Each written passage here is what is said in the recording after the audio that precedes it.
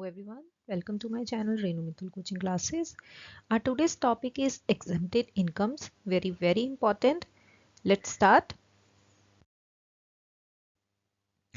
The Income Tax Act 2025 effective from 1st April 2026, right? जो कि हमारा न्यू इनकम टैक्स अभी इफेक्टिव होगा from 1st April, consolidates the new tax regime as the default system for all individuals taxpayers, right? उन्होंने क्या किया है, new tax regime लेके आए हैं for all individuals taxpayers. Under this act, several traditional exemptions like HRA and LTA are unavailable, but specific statutory exemptions and an enhanced rebate under section 87A effectively make income up to 12 lakh tax free for resident individuals, right? जो हमारा 87A की deduction है, जो कि पहले कितनी थी, 87A पहले थी 5 लाख की डिडक्शन मिलती थी, आप 5 लाख के ऊपर हमें मिलती थी 12,500 रुपीज़ की डिडक्शन, जो कि अब एक्सटेंड कर दी गई है 12 लाख पे आपको मिलेगी अप टू 60,000 रुपीज़ की रिडक्शन, राइट?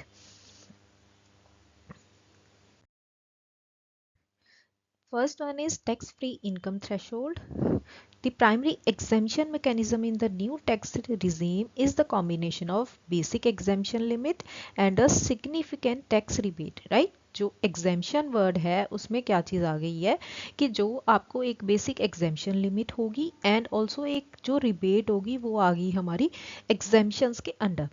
फर्स्ट जो बेसिक एग्जेम्पशन लिमिट है वो रेज कर दी गई है from 3 lakhs to 4 lakh. Section 87 A की रिबेट जो है एनहेंस कर दी गई है to 60,000 from 12,500 rupees. This rebate ensures zero tax liability for resident individual with the total taxable income up to 12 lakh, right? 12 lakh तक उनको कोई टैक्स नहीं पे करना. अगर उनकी इनकम इंक्रीज करती है 12 लाख से अबव तो उनको कितनी रिबेट मिलेगी, 60,000 rupees. Salaried individuals with the standard deduction of 75,000, the effective tax-free limit for salaried employees increases to 12 lakh 75,000. Right? Next one, statutory exempted incomes according to section 10. First आ जाती है हमारे पास agriculture income, section 10 subsection 1, fully exempt if derived from land situated in India used for agricultural purposes, right? जो हमारी agriculture income है वो क्या है, fully exempted. Next one is life insurance proceeds, section 10 subsection 10D. Maturity proceeds and bonuses are generally exempt if the annual premium does not exceed 10% of the sum insured, right? कि 10% अगर जो हमारा annual premium है वो सम का 10% से ज़्यादा increase नहीं करता तो क्या है, उसकी जो वैल्यू है हमारी वो क्या रहेगी, लाइफ इंश्योरेंस प्रीमियम की एग्जेम्प्ट रहेगी. एक्सेप्शन क्या है, for policies issued after 1st April 2023, proceeds are taxable if the aggregate annual premium exceeds 5 lakh, right? For non-linked plans or 2.5 lakh for linked plans, right?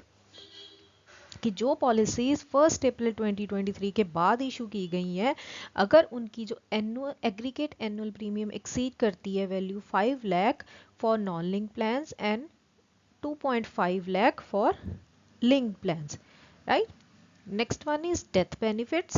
Death benefits are always 100% tax free regardless of the premium amount. Premium amount के उसका कोई effect नहीं पड़ता, वो क्या है, 100% आपकी tax free रहेगी. Next, gratuity fully exempt for government employees. For private sector employees exemption limit is 20 lakh. Leave encashment fully exempt for government employees. At retirement non-government employees exemption is 25 lakh. Next one is provident fund. Interest and withdrawals from PPF remain tax free. However, interest on employee contributions to EPF, employees provident fund, exceeding 2.5 lakh annually is taxable, right? जो अगर EPF की amount क्या है, exceed करेगी up to 2.5 lakh. Next, scholarships.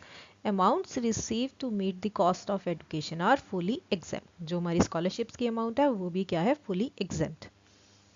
Next, deductions and allowances in the new tax regime. Standard deduction क्या है, 75,000 for salaried individuals and 25,000 for family pensioners, right? Standard deduction कितनी थी पहले, जो हमारी पहले स्टैंडर्ड डिडक्शन थी अब वो इंक्रीज कर दी गई है 75,000. NPS employer contribution deduction available up to 14% of the basic salary. Specific allowances, convenience allowance to meet work related travel expenses, transport allowance for persons with disability up to 3,200 per month, medical treatment abroad, employer paid expenses for an employee's treatment abroad are exempt under revised notified limit, right? Next आ जाते हैं हमारे पास senior citizen specific benefits. First one is TDS threshold. No TDS is deducted on interest earn like fixed deposit savings up to ₹1 lakh, right? Rental income, जो TDS threshold है for rental income for senior citizen is raise to 6 lakh rupees, right? जो रेंटल इनकम है वो उसकी exemption कितनी कर दी गई है, up to 6 lakh. Interest income, senior citizens can claim an exemption of up to 1 lakh on interest income under section 80 TDB, right? Senior citizens क्या कर सकते हैं, exemption claim कर सकते हैं according to under section 80 TDB interest income up to ₹1 lakh. Clear? So this is it for today's session. I hope you like it. Please subscribe my channel Renu Mittal Coaching Classes and also like and share my videos. Thank you so much for watching.